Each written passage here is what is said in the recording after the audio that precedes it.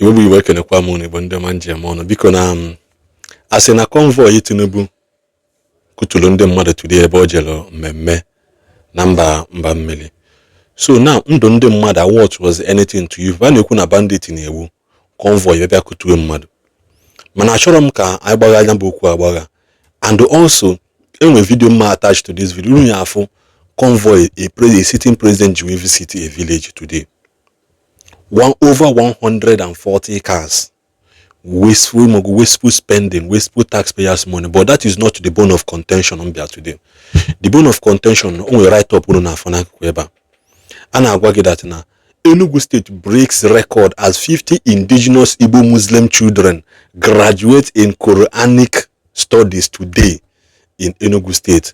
Because you check onye made the post kunu man oboro mo amelia, and the reason why you attach pictures here kunu we follow na anyo nabo. But then go do in this short video na ina chiatazo oku dem no no. Then end this video.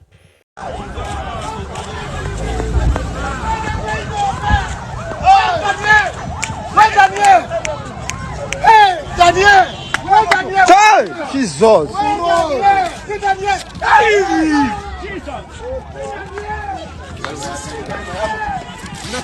Jesus! Jesus! Jesus! See, moto there.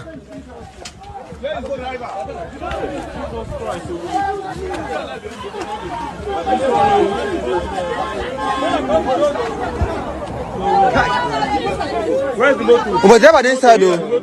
Where's the driver? Where's the people waiting inside? Ama munu nesigo nyabo video na fugono ka convoys we dalo mmadụ na atọ we kuliko today.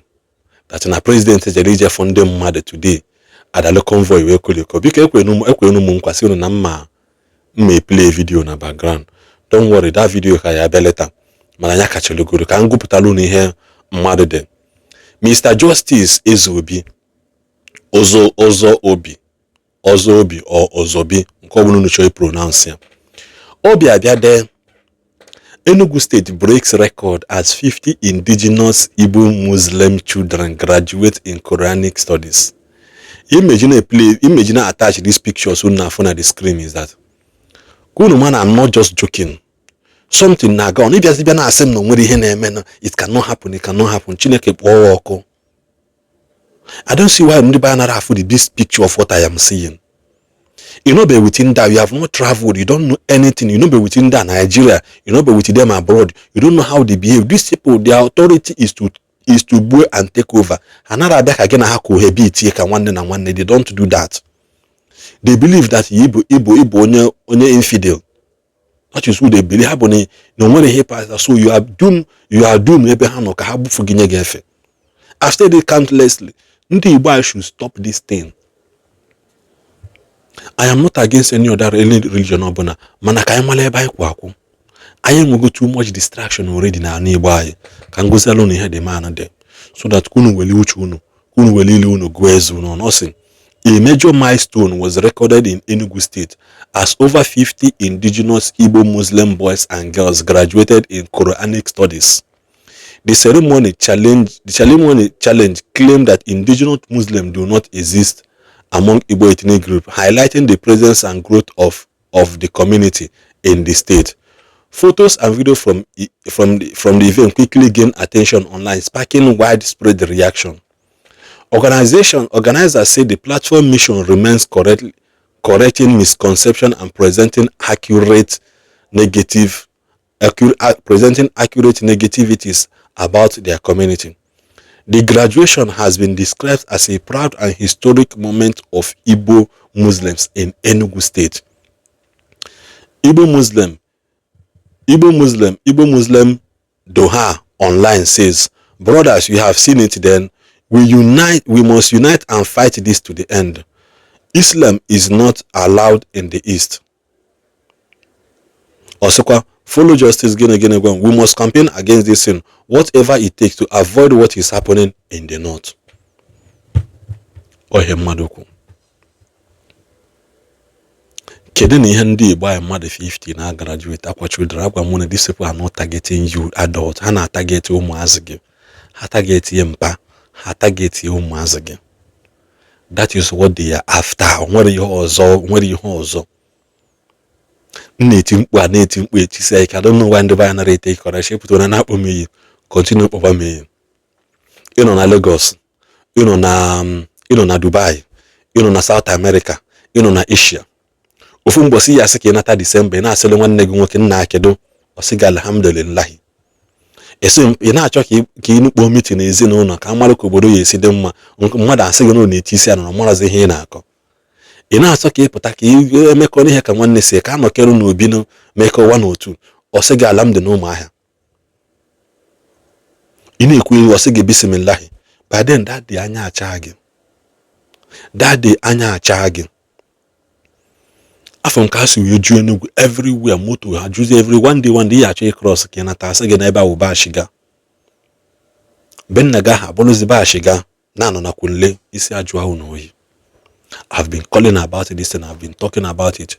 Ndị Igbo anyị ihe anyị nwe Christian and omenala. That is who we believe. I am not against this religion. Manunu chọọ ime agbagobe n'ugwu Hausa. Any part of Nigeria that are created for them. These people that not cohabit with human beings. Another akpa work and mother. Only a team bomb na arosisi bu nwanne onye ahụ does not warrant you gini na maybe. Mana that's by the way. Na-ekwu yodoko na nwere ihe mmena. Mana biko n'ezie na anya ka unu fụ over 140 cars president unu to pay a visit today. Unu ma ihe menje tulumpu. Wasteful effort. Wasteful Nigerians. Stay in the Nigeria. Waste. We tell you video mbosi soon na somebody son na this country was asked na ego na 1 liter fuel. The nwa bingo so na mara ego na liter fuel na Nigeria. A son of a big man in this country mana gana abono. While an average poor man's child may go na liter fuel, o may go on a cup of garri no na ahia, o may go on a cup of rice no na ahia, o may go na agba kerosene, o may go on a recharge oku in a month, o may go on a go data man. These people don't know about it. Is somebody's child. And when with a mother discuss, we say that a governor once ruled this country. Mbajuli an interview when the Sun can interview, Sun newspaper can interview. I read it. I believe some of you the end of this video will come across this place. Search for that Sun newspaper. That's of then is more than 10 years. I'm bed me but that memory remains with me. Actually, I say na kedi the highest suffering in South Nigeria in order to become a president. Also, the only suffer go must be a gas school, be another school, tire motor have a one user. That the driver have to keep them under the sun, call way to see a tire. That is the only effort I go no one. Manonya have your chair estate. How does that kind of person feel the pain of the people? Neku na nasi na mamari him neku. Because in the video, President Tinubu over 140 cars we pay a visit.